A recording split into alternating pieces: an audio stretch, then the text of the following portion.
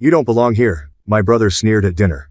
So I laughed, bought the $5 million restaurant, fired him, and took back everything. My name is Ethan Cole.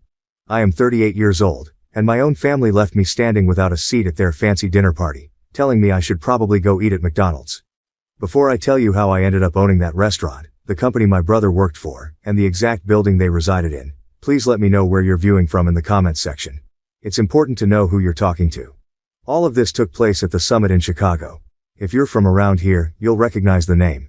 It's one of those five-star establishments where politicians strike agreements over steak and celebrities hide from the cameras in private rooms. Reservations must be made months, sometimes a year in advance.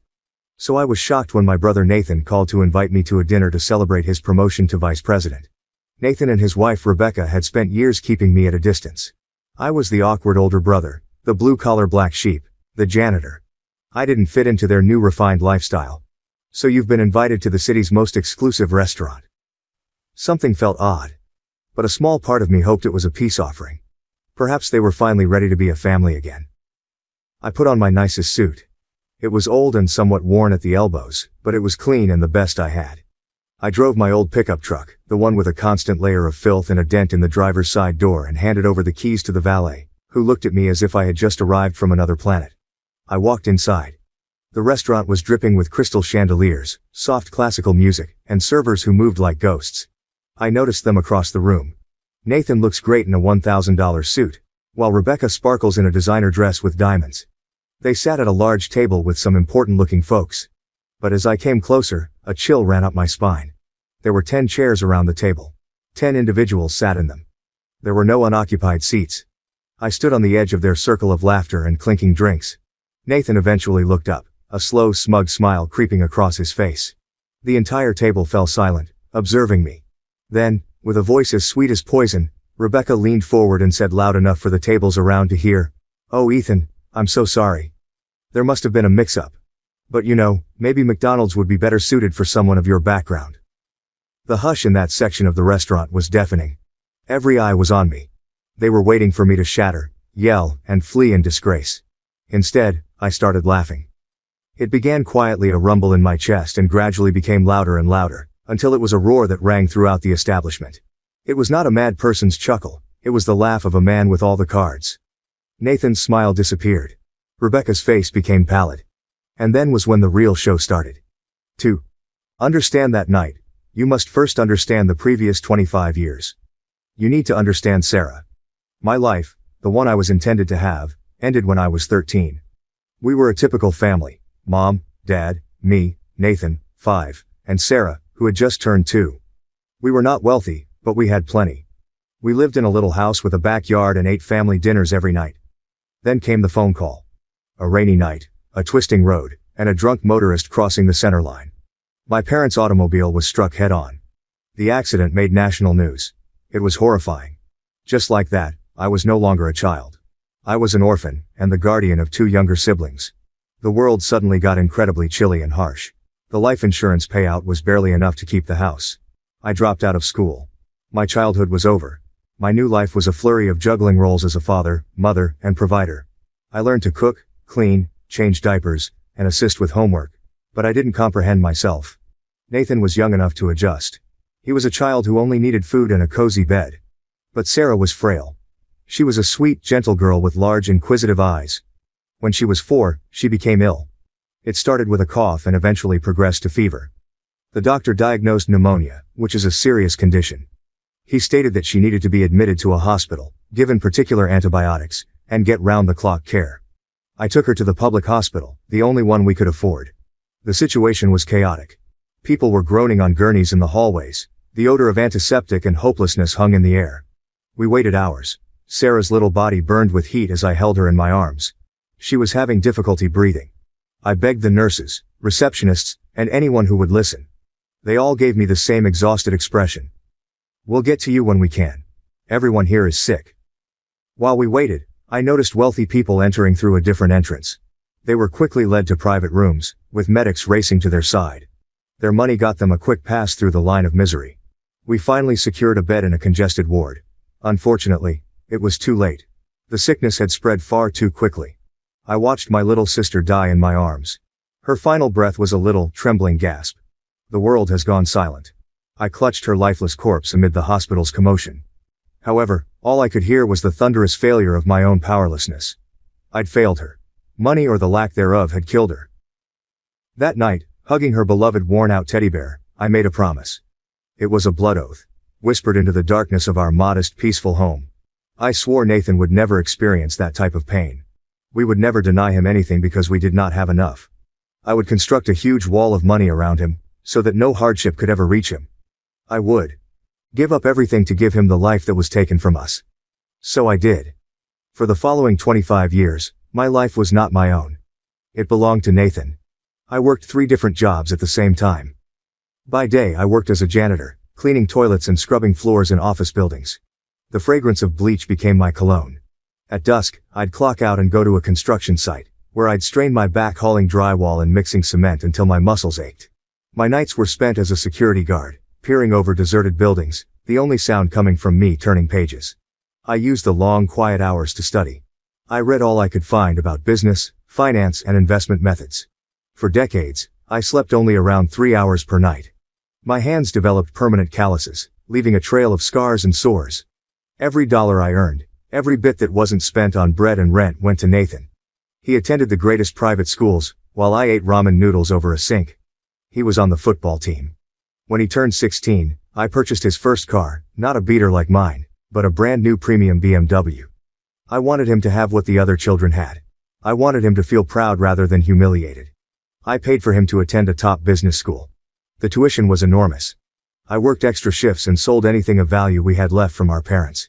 He never queried where the money came from, he simply accepted it. When he graduated, I paid the entire down payment on his penthouse apartment in a brand new high-rise. And when he met Rebecca, the daughter of a bank executive, I funded their lavish $250,000 wedding. I stood in the back, in my ill-fitting rental suit, watching my brother marry into a world I'd created for him but could never be a part of.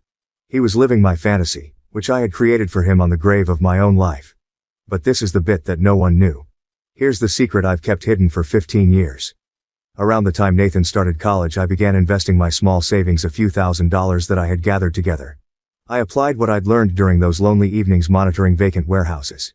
My first investments were small and risky, but my strategies, which were based on desperate reasoning, were successful. Then they paid off again. I had a talent for spotting patterns that others missed. I reinvested every cent. While I continued to clean toilets during the day, my secret portfolio grew. First $10,000, then $100,000, and finally $1 million.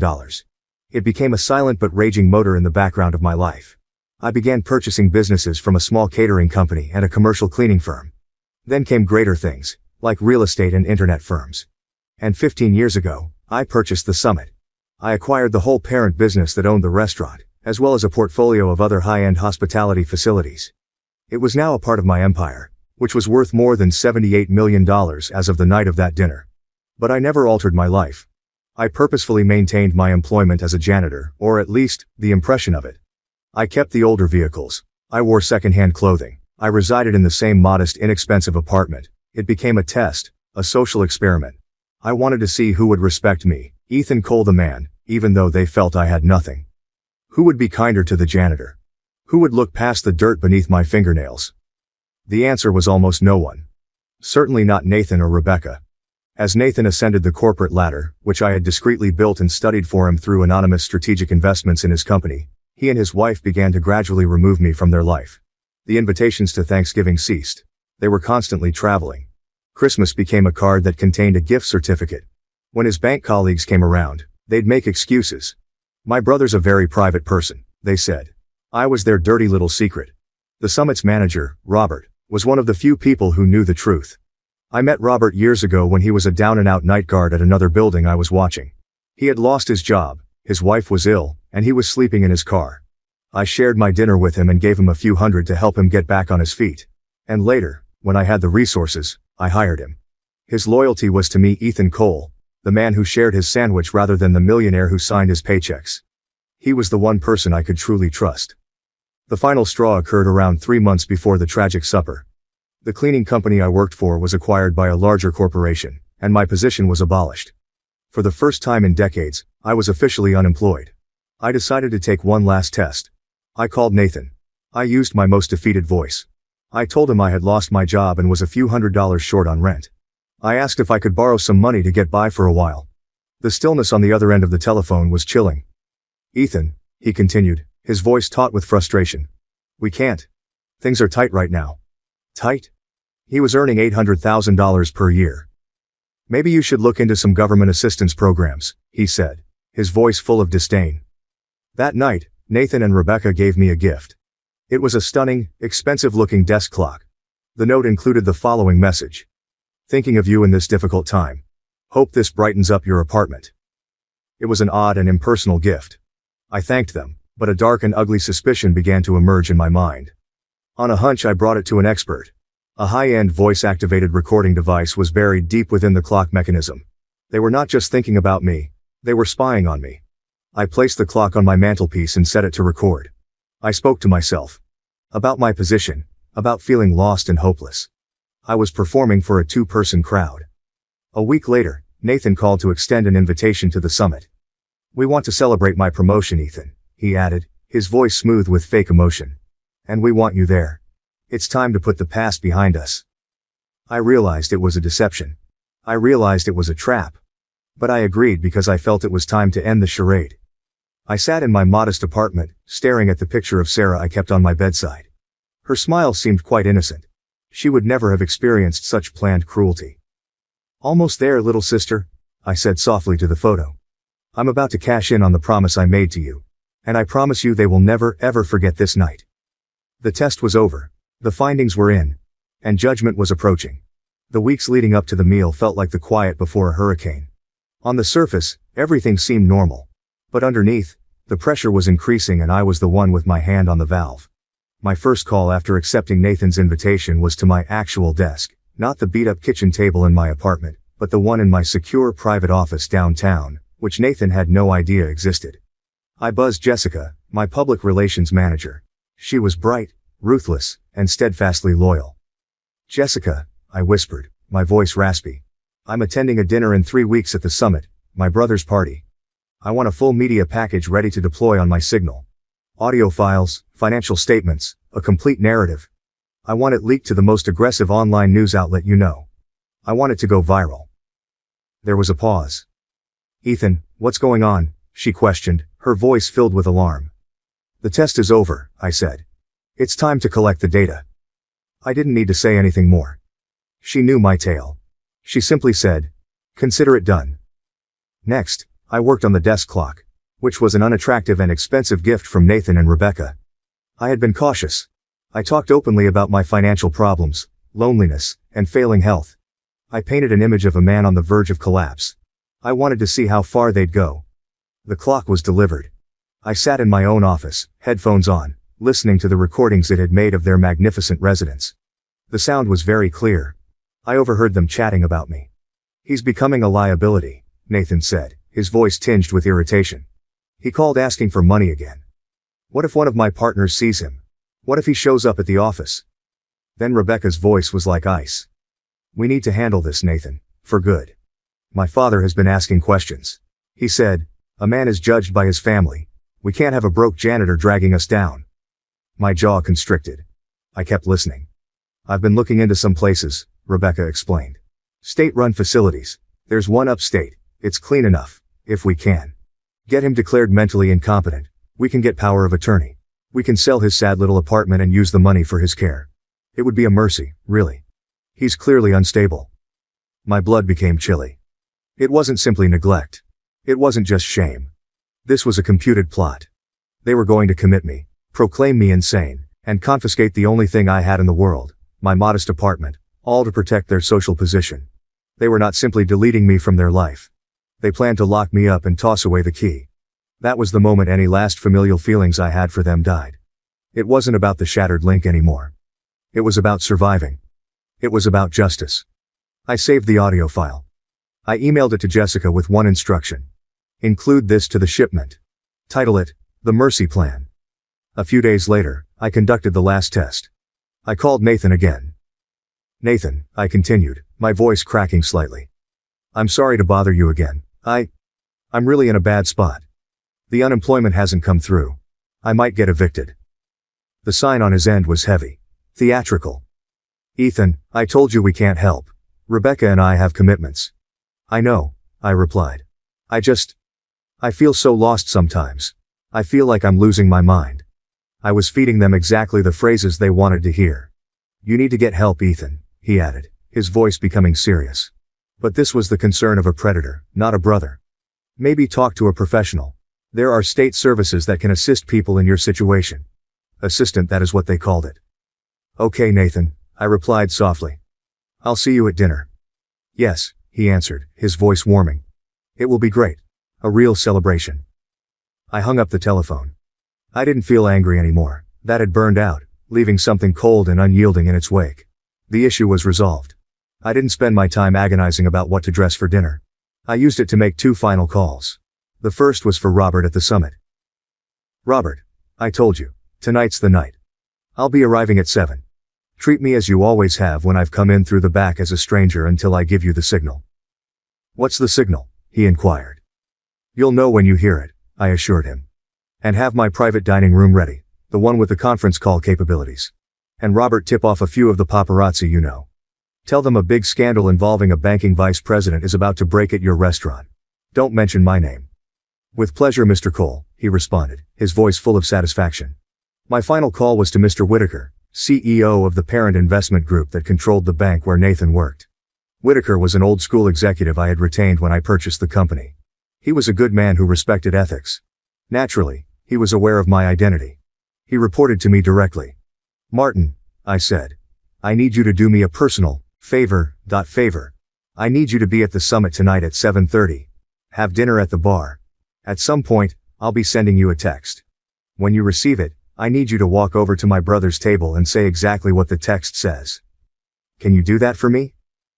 Ethan, is everything all right? He inquired. Everything is about to be set right, I said. Just be there, Martin. I'll be there, he confirmed. No more questions were asked. The stage was set. The actors were in position. The script was written. I drove to my parents' graves and Sarah's modest one next to them. It was a cold and dismal afternoon. I did not bring flowers. I just stood there, my hands in my pockets, the wind blowing across my thin jacket. I was no longer the 13-year-old boy standing here, bewildered and afraid. I wasn't the weak man who witnessed his sister's death. I'd completed the wall I promised, a fortress of wealth and power. And my brother, the guy I had constructed everything for, was on the opposite side, attempting to bring me down. He believed I was a liability. He was about to find out. I was the bank. I was at home. And the house always wins. I looked at Sarah's name etched into the cold stone. Tonight, I said. This is for you. The drive to the summit was unusually tranquil. The city lights flashed past the windows of my old pickup truck, and the engine rattled in a familiar cadence. For most people, a night like this would be fraught with dread. For me, it felt like returning home, not to the restaurant, but to a moment of complete clarity. The years of duplicity, of living 2 lives, were about to end. There was a peculiar calm in that. I pulled up to the valet. The young man with the pristine red jacket looked at my truck, then at me, with a mix of surprise and contempt. He presumably assumed I was making a delivery to the kitchen. I have a reservation, I said quietly as I handed him the keys. Under Cole. He smirked. Right. Just leave it here. I'll find a spot for it. He motioned vaguely to a corner of the lot, away from the gleaming line of Mercedes and Bentleys. When I walked through the heavy oak doors, the noise of the city faded away, replaced by the calm tones of affluence. I stood for a bit, allowing my eyes to adjust. Robert, the manager, was in the host stand. He noticed me, and for a brief moment, his professional mask slipped. I noticed the recognition. The loyalty. Then, just as we had planned, it was gone. His expression became a courteous neutral blank slate. He gave me a brief nod, as he would to any stranger, before looking aside to attend to another guest. It was perfect. My gaze swept the room until I found them. Nathan's party. They were loud, confident, and the rulers of their own universe. Nathan was holding court, delivering a story with great gestures. Rebecca was laughing, her head thrown back, and the diamonds around her neck caught the light. They resembled a magazine advertisement. For success. I started walking across the restaurant. It felt like 100 miles. With each stride I could feel the other diners' eyes on me.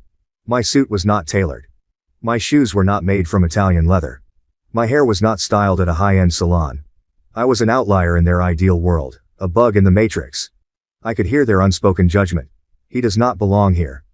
As I approached the table, I focused on Nathan's expression. I witnessed the moment he noticed me. His smile faltered for just a moment. A flicker of displeasure crossed his face before he replaced it with that arrogant, condescending smile. He was really going to do it. He planned to humiliate me in front of his new prominent pals. I approached the table and stood there waiting. This was his move. He let the stillness linger, savoring my misery. He allowed his friends, his possible clients, his entire world to stare at the poor embarrassed brother. Then Rebecca delivered her line with surgical precision. Maybe McDonald's would be better suited for someone of your background. The subsequent silence was different. It wasn't only quiet. It was heavy, full of delight and vicarious shame. I looked around the table. I noticed pity in one woman's eyes. I found sadistic delight in a man's sneer. Nathan appeared to be triumphant. He believed he had won. He believed he had finally put me in my place, solidifying his position in this new society by sacrificing me on its altar. And at that point, all I could think about was Sarah. I imagined her small hand in mine. About the desperation of that hospital hallway. I had established an empire to avert this precise feeling of being worthless and disposable. And here was my own brother, the cause of it all, presenting me that feeling on a silver platter in front of the entire world. The agony was acute, like a knife twist in my gut. For a single second, the 13-year-old boy, the damaged man, was present. He wanted to yell. He wanted to cry. He wanted to turn and run. But then another notion came through. They do not know. They had no idea who they were speaking to. They were disrespecting the man who owned the ground they were standing on. They planned to steal a little flat from the man who owned the entire complex. They were attempting to get a man labeled incompetent who could purchase and sell their lives 100 times without realizing the transaction. The sheer monumental irony of the situation was overwhelming. The insanity was stunning. And that's when the laughs started. It wasn't a choice. It was a reflex that erupted from somewhere deep inside me. Pain, anger, and 25 years of sacrifice all combined to produce a single explosive sound. It began with a chuckle, a deep rumbling that made my shoulders shake. The people at the table seemed perplexed. Then it increased. I flung back my head and laughed a full-throated real yell of delight. The sound broke through the restaurants. Quiet hum like a thunderclap. Conversation ceased. Forks paused halfway to mouths. Everyone in the establishment turned to stare at the ragged man, who was laughing like a king. I noticed Nathan's expression change. The smugness vanished, replaced by perplexity, then alarm. This was not the reaction he had planned. I was not supposed to laugh. I was supposed to crumble. I let the laughing subside, wiping a tear from my eye. I stared directly at Nathan, and for the first time that night, I smiled a genuine smile. "That's a good one, little brother," I replied, my voice steady and clear. "But I think I'll stay. In fact, I'm feeling like I need a bit more privacy." I looked away from their startled expressions. My gaze met Robert's across the room. I gave him the tiniest nod. It was time. Robert began to come toward me, not at the rushed speed of a manager dealing with a crisis, but with the leisurely, reverent stride of a servant approaching a monarch. Every stride he took crushed Nathan and Rebecca's world. He came to a halt a few feet away from me in the open area between my brother's table and the remainder of the dining room. Then he did something that caused a ripple of gasps around the room. He bowed. Not just a nod to a deep, formal bow from the waist.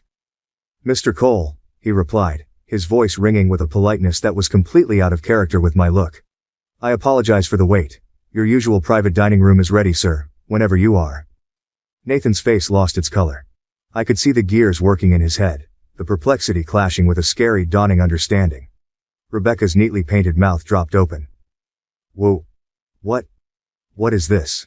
Nathan asked, glancing from me to Robert and back again. "What did you call him?" I turned to face my brother, a smile never leaving my lips. "He called me by my name, Nathan. Mr. Cole. It's a name that carries a little more weight in this establishment than you seem to think."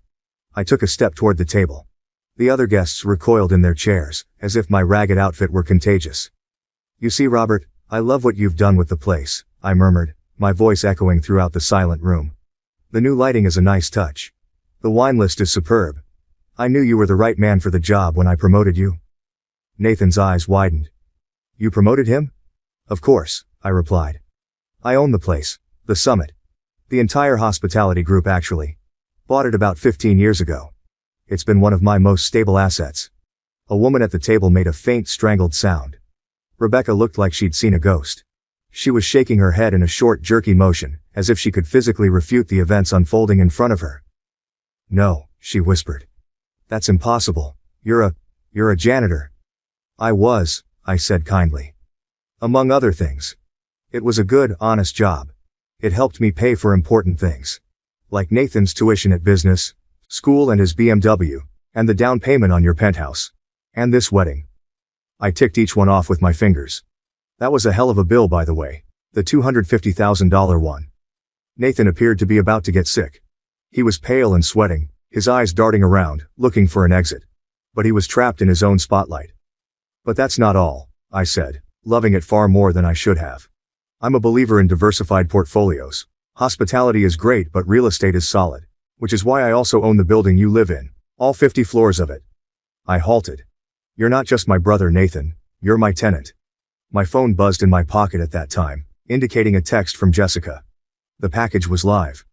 I took out my phone and typed a message to Mr. Whitaker, who I could see sitting at the bar, nursing a scotch and observing the situation with a calm, neutral expression. "Martin, walk over. Say this. Nathan, we need to chat. Mr. Cole has shown me some unsettling information about your plan to seize his assets. Pack your workstation. You're finished."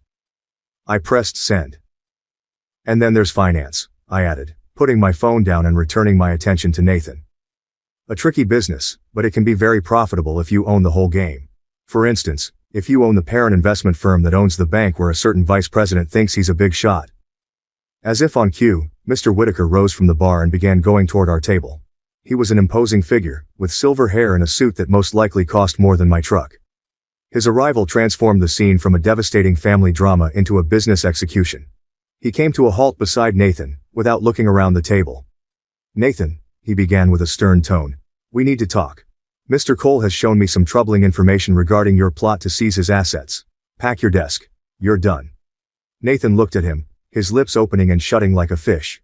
The words did not appear to register, and then a new sound filled the room, a series of buzzes and beeps all around us. The phones of the other diners started to light up. I noticed a man's eyes widen as he read his screen. A woman gasped and raised her hand to her mouth, displaying her phone to her spouse. The story was out. Jessica's work was really efficient. The headline was probably something terrible. "Banking VP humiliates the secret billionaire brother and tries to get him committed." To complete the look, I took a small high-quality speaker from my jacket pocket. I'd been waiting for this. I connected it to my phone. "You know, Rebecca," I began, my voice becoming less raspy. "When you talked about those state-run facilities, about having me declared mentally incompetent, you called it a mercy. I was very moved by your concern for my well-being." I pressed play. Rebecca's own voice emerged from the speaker, into the dead silence of the startled restaurant. Captured in perfect clarity by the desk clock she had given me. "We need to deal with this, Nathan, for good. If we can have him declared mentally incompetent, we can obtain power of attorney. We can sell his pathetic little place. It would be a relief, really." Rebecca let out a choked shriek and recoiled, as if she had been smacked. Nathan simply stared at the speaker, his face a mask of complete misery. The show was not over. As if summoned by the drama, the restaurant doors flew wide, letting in a flood of flashing lights. The paparazzi that Robert had alerted had arrived just in time to capture the climax. They crowded closer, cameras clicking, catching the image of the humiliated, disgraced couple and the quiet, shabbily dressed man who had just destroyed them without saying a word. I glanced at Nathan and Rebecca, their perfect world crumbling beneath their feet, the flashbulbs highlighting their humiliation. They had intended to make me invisible. Instead, I had turned them into the focus of the world's attention for all the wrong reasons. I turned to see Robert, who was standing by, grimly satisfied. "Robert," I asked, "please escort my former tenants out and send a cleaning crew to their penthouse. I need it empty by morning. I will be renovating." I then looked at Mr. Whitaker. "Martin, thank you for coming." He simply nodded. "The board will be notified in the morning. There will be a clean break." I stood there for a minute, in the center of the storm I had made. The ruckus, the shouting reporters, the horrified expressions, none of it moved me. I felt quiet. I'd done it. The promise was kept. I turned and headed toward my private dining room, which had been waiting for me all along, leaving the devastation of my brother's life behind. The fallout was spectacular. It wasn't just a scandal. It was a global media event. Jessica had done her job brilliantly. The report, replete with audio from the Mercy Plan, was everywhere. It appeared on every major news channel, blog, and social media feed. The hashtag #billionaire janitor was trending internationally. Celebrities and politicians I'd never met were tweeting their criticism of Nathan and Rebecca. They had become the poster children for avarice and ingratitude. They faced immediate and brutal retribution. The next morning Nathan went to his office to pack his desk, as Mr. Whitaker had requested. He was welcomed by security in the foyer and given a cardboard box containing his personal belongings. He was fired immediately for serious misconduct and activities that created significant reputational damage to the company. His career in finance ended. No credible firm would ever contact him again. Rebecca's world collapsed even faster. The charitable board she served on urged her immediate resignation. The country club membership was withdrawn. Her so-called friends, the women she launched and gossiped with, didn't recognize her as she. Passed them on the street. A competent crew emptied their penthouse, which I now possess free and clear. Their goods were put into storage, and the bill was forwarded to their now cancelled credit cards. Her father, Martin Drake, the banking CEO whose approval she so badly sought, did what men like him do. He reduced his losses. He issued a public statement expressing his deep disappointment and shock, and announcing that he and his family would cut all links with his daughter and son-in-law. To protect his reputation, he tossed them to the wolves. They were devastated socially, professionally, and financially. About a week later, they demanded a meeting.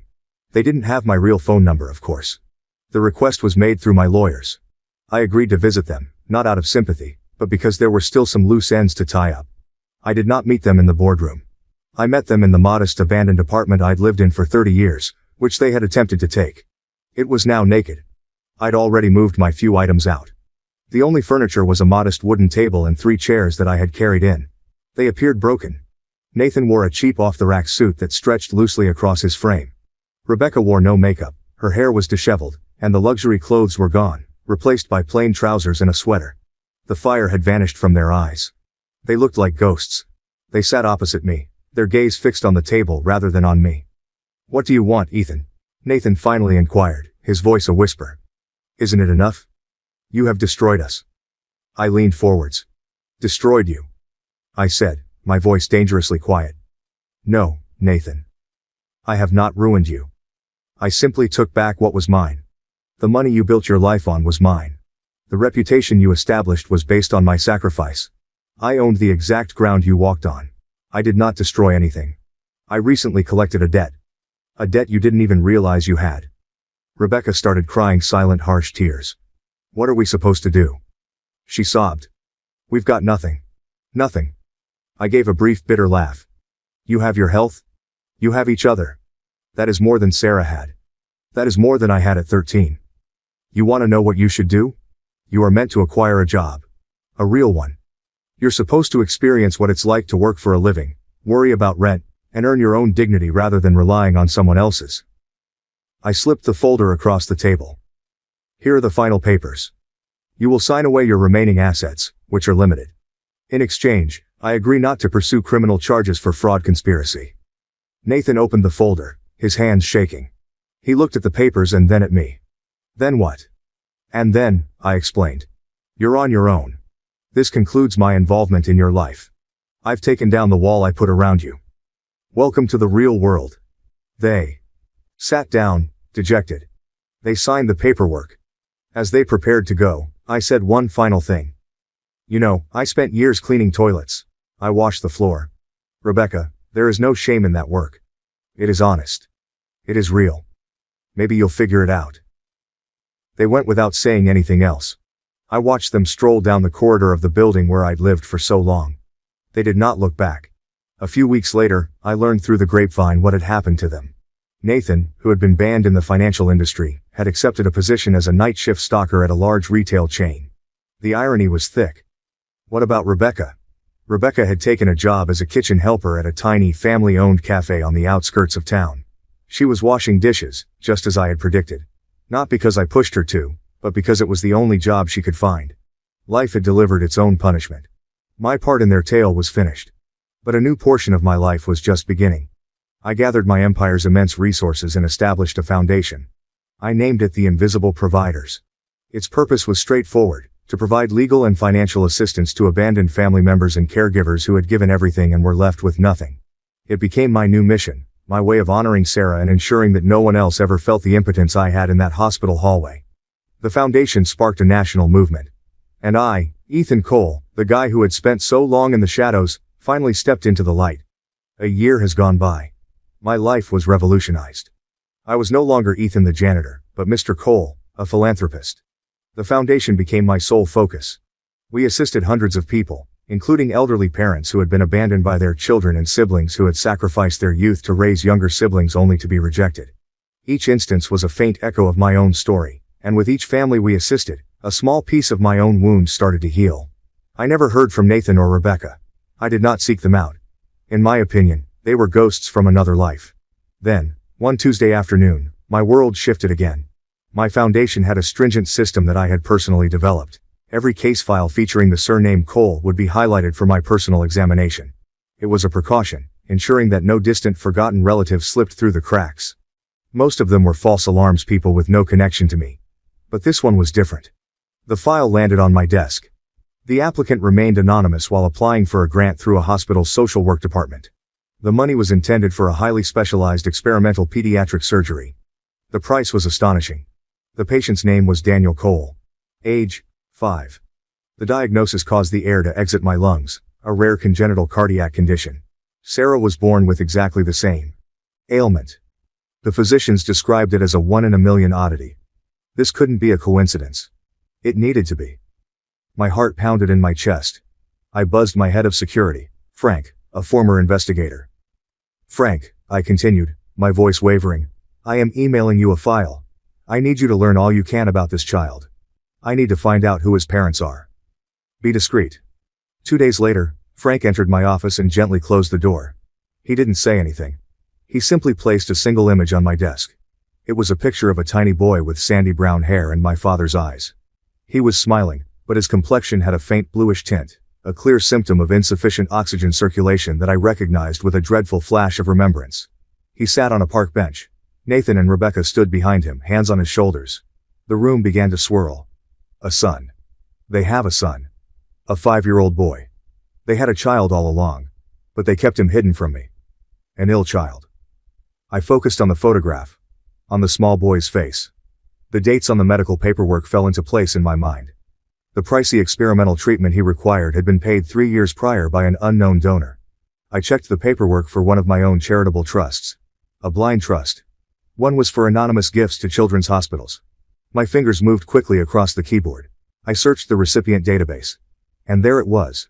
A grant issued 3 years ago to cover the whole cost of an experimental cardiac operation for a patient called Daniel Cole. I'd saved him. I'd saved my own nephew's life.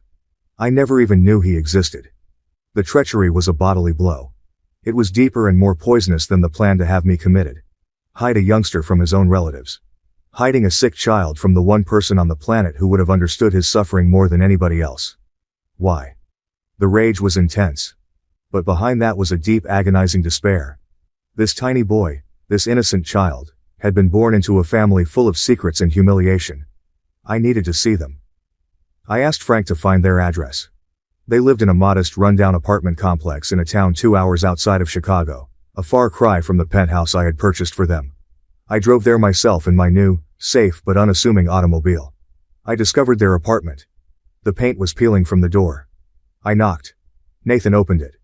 When he spotted me, he appeared to have been hit by lightning. He had aged 10 years in one. He looked leaner, and the arrogance had vanished, leaving only a deep, tired exhaustion. Ethan, he sighed. We need to talk. Nathan, I said in a bland voice. I stepped inside. The apartment was small and minimally furnished with inexpensive used goods. Rebecca was in the small kitchen and froze when she spotted me, holding a dish towel. The little boy in the photo then appeared from a rear room. Mommy, he said, gazing at me with big inquiring eyes.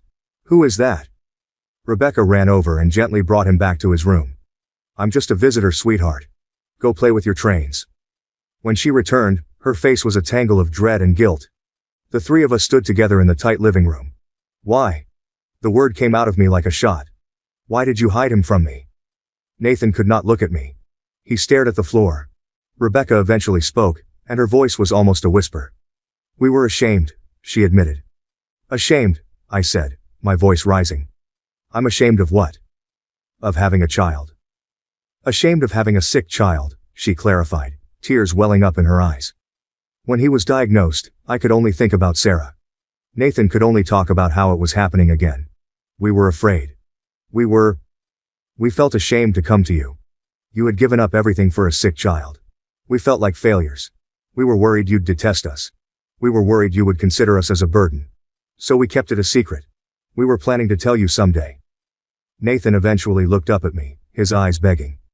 Ethan, it was my fault. I was cowardly. After everything you've done, I couldn't face another failure. I couldn't face the sight in your eyes when you said, I told you so. So I hid. I withheld my own son from you. It was the most terrible thing I had ever done. He eventually broke. The wall of pride and denial he had built his entire life had now crumbled. He sank into a chair and buried his face in his hands, sobbing uncontrollably. It was not a man's self-pitying wail after losing his money. It was the sound of a man realizing the full extent of his own moral bankruptcy. I gazed at him, and for the first time, the wrath subsided, to be replaced by something else. It was not forgiveness. Not yet. It was a glimmer of comprehension. He had not acted maliciously, but out of deep, twisted shame. He had committed the ultimate betrayal out of fear of being perceived as weak or failing in my eyes. I remembered the little boy playing with his trains in the next room. My nephew. He was all that mattered right now. The circle of anguish and pain began with Sarah's death and had to end here. With him. I stared at my distraught brother and his weeping wife. The surgery, I replied gently. Was it successful? Rebecca nodded and wiped her eyes. Yes. The physicians declared it a miracle. An anonymous donor covered the entire cost. We never knew who it was. I let the silence linger in the air for a long time. Then I said, grab your coats. The three of you. You don't live here anymore. 5 years later. The screen displays Ethan, who is now in his early 60s. He seemed calm. The fatigue is gone. It was not a magic wand. There was no single tearful reunion that resolved everything. Healing is a slow and dirty process. It is work. I relocated them out of that gloomy apartment and into a modest but clean townhouse. Closer to the city and the best facilities for Daniel's follow-up treatment. I paid for therapy for all of us. Years of hatred and fury have to be dealt with. I didn't simply give Nathan a job. I gave him the opportunity. I informed him that if he wanted to work for me, he needed to start at the very bottom. He accepted a position in the mailroom of one of my lesser enterprises. He worked his way up gradually, over 5 years. He wasn't the pompous vice president anymore. He was quiet, hard-working, and humble. He won his co-workers' esteem by a hard effort rather than a flashy title. Last month, he was appointed regional manager. He deserved it. Rebecca discovered her own path. While washing dishes in that small diner kitchen, she discovered something new. A passion. She began as a prep cook and later became a line cook. She attended culinary school at night. She had genuine natural talent. She is now the acclaimed executive chef at the summit. She did not acquire the job through me. She earned it because she was the greatest. Her dignity is her own, forged through fire and steam. And Daniel, my nephew, he's 10 now. He is healthy, energetic, and full of life. He serves as the bridge. He is the reason we all learned to put down our weapons. We chose to rebuild something new from the rubble for him. This takes me to today. I'm standing at Sarah's grave. The sun is warm against my face. But I am not alone. Daniel is here with me. He's setting a little bouquet of wildflowers which he gathered himself on the stone. Is this Aunt Sarah? He inquired, his voice full of a child's natural curiosity. Yes, I responded, my voice full of enthusiasm. This is her. He looks up at me. My mom claims you saved my life. As if you wished to preserve hers. I kneel alongside him, placing my hand on his shoulder. I think, in a way, she saved all of us, I told him. I stare up at the green expanse of the cemetery. I see a car parked on the street. Nathan is resting against it and watching us from a distance. He does not intrude. He realizes that this is a precious space to me. Our connection is not what it once was. The innocence is lost forever. However, it has become a reality. It is based on a painful truth and a common hope for the future, represented by the small kid standing next to me. I see Nathan's gaze from across the field. I give him a slight, nearly unnoticeable nod. A nod of acknowledgement. A nod that indicates, we're okay. He nods back. It turns out that the greatest riches isn't the money in the bank or the businesses you own. It is understanding who actually values you even when you look to have nothing. It is about creating a legacy of love from a history of pain. It is about the calm hope for a new beginning. Thank you for hearing my story. I hope it moved you in some way. Have you ever been absolutely underestimated? Please share your tale in the comments section below. I honestly want to hear it.